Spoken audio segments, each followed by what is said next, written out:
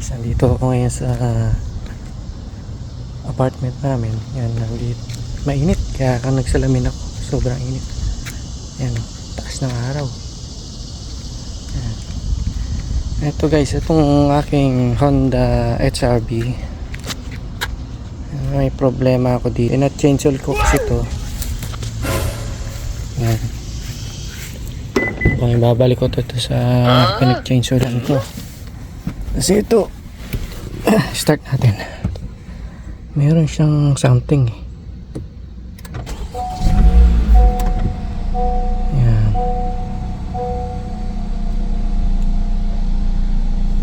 Yan, pakinggan niya. Pag yan ay nire-revolution ko. Yan. I-revolution natin, ha.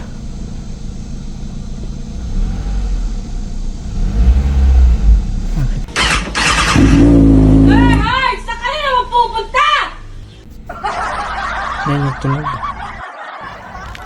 Narinig niyo yun? Ulitin natin, ha. Yan. I-revolution natin, ha. Hey! Saan ka na naman pupunta?